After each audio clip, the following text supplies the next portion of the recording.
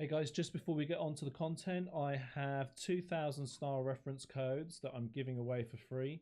And all you have to do is comment style reference codes. That's all you've got to do. And I will get in contact with you and I will give you some freebies. There you go, 2000 style reference codes. What could you do with that? All right, back to the video. Okay, so I'm here with Mark Slaughter, and he has won the nature category of the Symphony of AI Award for Best Image. Mark, how do you feel? And we'll hear more from Mark Slaughter right after this word from one of my sponsors. So Catalyst is one of my sponsors, and this is a little bit of a promo for them. So with Catalyst, you can create visual stories with consistent characters and scenes using storyboard AI. This is for filmmakers, advertisers, and content creators and more. Catalyst is the best way to visualize your ideas using storyboard AI. Use it for creative pitches, storyboards, video ideas, and more. There's a link in the description of this video, so if you want to sign up, that is my affiliate link, so I do get a little bit of commission, so I appreciate if you use that link. Otherwise, Catalyst is only sponsoring just the one prize, so I don't get anything out of this story. You know, Catalyst aren't paying me to do this promo. They're simply giving me a prize for one of my competitions. So if you'd like to sign up, please use the link. Until next time, I shall speak to you soon. Bye. Mark, how do you feel? I feel great, James. This was really interesting that you pulled this together, and the folks that submitted images, really interesting stuff. And I'm pleased to be part of that group in particular. One of the winners here. Appreciate you going out and pulling this together. I think it's fantastic that you're doing this. Thank you. Yeah, it's they are a lot of work. I was meant to do another round of these competitions at the beginning of the month, but with this trip to the US, it's just been like real mad to get anything done. Really hard, sorry, I should say. It's not my usual setup that I have at home here, so it's a good setup, but I prefer I prefer three monitors.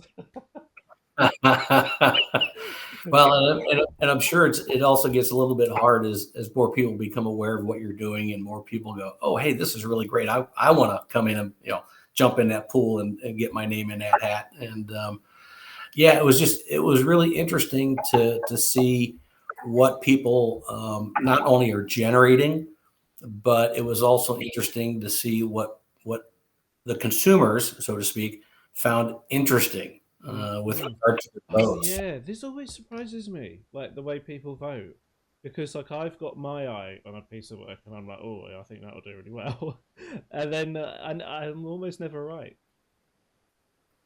Years ago, not to get off topic here, but years ago I had a band. We did all original music, and like so many others, you hear something, you're like, oh, that reminds me of X, or some other band, whatever it may be. And it was one of the things that always surprised us. We're like, how did you get there? How did you think that this reminded you of Led Zeppelin or the Beatles or whoever? Or you haven't, that you played a song and it was really horrible, and someone comes up and says, man, that's the best thing I've ever heard. You're right. You just never know how someone is going to view and interpret, whether it's by visualization or by hearing, how that's going to affect somebody. So that was one of the things to me that was really interesting, is how the votes fell out. It creates, I'll call it a creative competition, right? Yeah, I mean that's the way I like to look at it. Like, so some people take the view that the AI community is very like competitive with each other, to perhaps maybe in some ways it's quite toxic, some of the competitiveness, and in some other ways it's genuinely just fun, collaboration between the artists. Right. Yeah. Yeah. Which is, and I think that benefits all of us. It's not just a benefit to myself as an individual, but it's a benefit to the creative community, which in the long run is a benefit to the consumer, whether that's someone who just wants to buy a print of something, or someone who wants to hire you to do a job for them, create content, short videos, whatever it may be. So it evolves in a beneficial way. So yourself and others who are out there doing this, and I understand it's a pain in the butt once you start something like this to try to, oh great, now I've got all these things I got coming at me, and I've got to find a way to compile this, and now I'm tracking votes and all that sort of stuff. So kudos for you for putting more pressure on yourself. Yeah, it is really hard. I don't know if I can do them every month. I'll have to see what happens when I haven't been traveling, because I traveled quite a lot this summer. Like I went to Amsterdam before I got here for the AI Film Festival, and then I've been here for like about 5 days. Yeah. Yeah, yeah. So I think when my calendar's a little bit more stable, I can finally get around to editing a lot of this video that I've got. So I've got, because I do recordings, but I don't always get time to um, to edit the content. So what might happen Right. is, like after an acceptance speech, I'm interested in the person anyway because they're into the same stuff as I am. So we usually end up speaking for an hour, and sometimes that stuff's recorded. I don't always get time to edit it.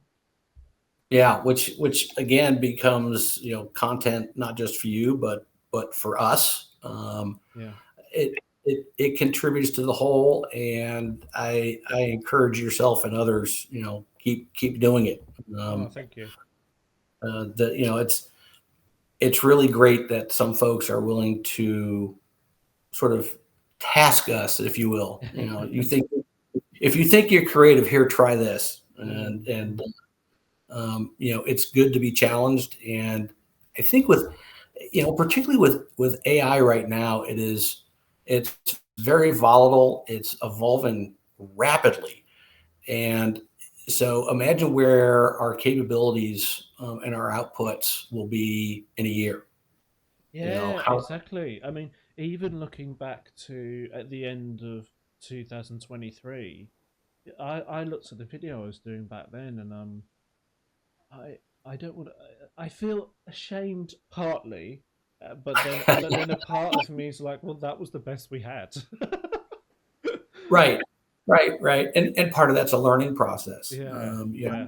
I, I've I've seen that in my own activities, and I used midjourney. I've used one or two others, but midjourney seems to work. It's most suitable for me.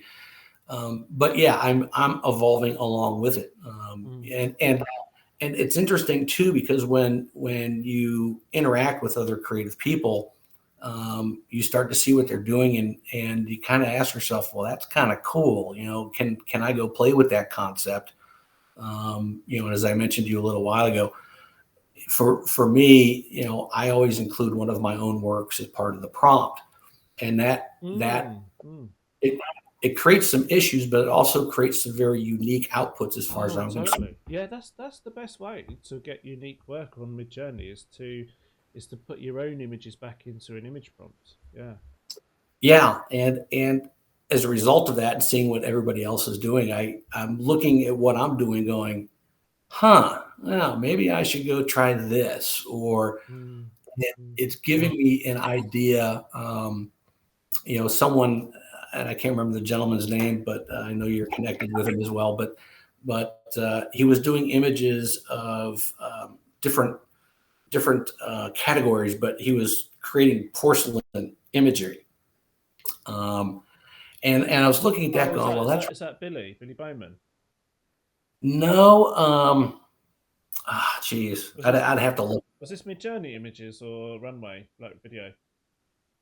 No, these were they're static images, and Oh. typically it's coming through the site Artificial Inspiration, right? So Oh. if you're following them on LinkedIn, and I can't remember the gentleman's name, but anyway, Oh. he was doing some very interesting outputs for porcelain, Yeah. and that was one of the things that I had thought of, and so now having seen somebody do that, it encourages me a little bit more to say, okay, you probably should need to dig into this and see what your images will, how those will affect an output for whatever it is for porcelain. Very Mm. interesting stuff. Mm-hmm. Yeah, there's just so many techniques out there for creating unique styles, and But the method you're doing, which is using old images as part of your new image prompts of stuff you've made, I think that's the only way to make unique stuff because, like, with well, it's not the only way, but it's a very good way because even I haven't even seen a style code that replicates anything that I do. No, and a lot of what what typically the process I will follow is I will take an image, whether it's a photo I've taken or I'll grab one from a friend or Splash is a good site for open source imagery. But I will take that and I will bend it, I will knead it, I will filter it, I will twist it and turn it into things that I find interesting. And so let's say I did that, and I'll go through and I'll come up with an interesting image, and along the way I may find two or three others that I want to go back and visit. And so then I'll go back to one of those and I'll go another layer down of, hey, let me bend and twist and twirl this all around and see what I get. Mm-hmm. And eventually I end up with an image. And in most cases, that stuff's not going to get published, because quite frankly, it's not something that I would publish. But the structure, the content of some of those images are really interesting. And so I will put that into the prompt in Midjourney.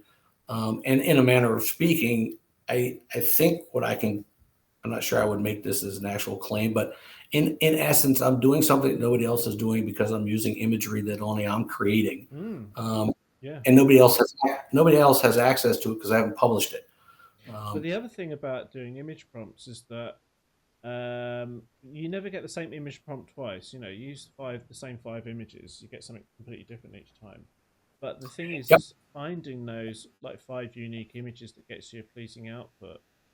It takes time. Yeah.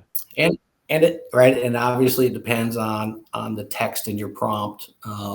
It depends on your topic. I have found that some topics don't translate very well in that regard. And it's also interesting. What I've also played around with is taking multiple images and including those in the prompt. So rather than using Midjourney's blend parameter, which would take those 2 or 3 images and then spit something out that's singular. Yeah.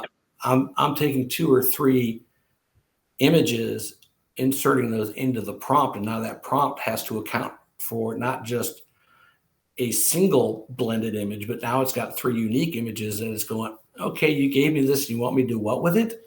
And it kind of has to figure that out, and it's interesting to see even the placement in the sequence of that prompt. The placement of those images can affect the output, and it's interesting to see which characteristics from those 2 or 3 images are making it through to the output image from Midjourney. So it's a really, really unique and interesting stuff that comes out of that process for me. Okay, Mark. Thank you for telling me your process. Actually, that's the sort of thing you can sell as training. Yeah, right. because I don't think anyone's teaching how to do Midjourney like that, especially with the image prompting. I've seen so far. I mean, I haven't paid for any training, so I don't know if any of the paid stuff will show you. But anyway, big congratulations anyway, Mark, for winning the category of nature with your image. Thanks very much. Thanks, James. I appreciate it. And as I said, keep at it. And for the other folks who won, congratulations, and those who participated, great that you did that. Okay, cool. Thank you. Thanks, James.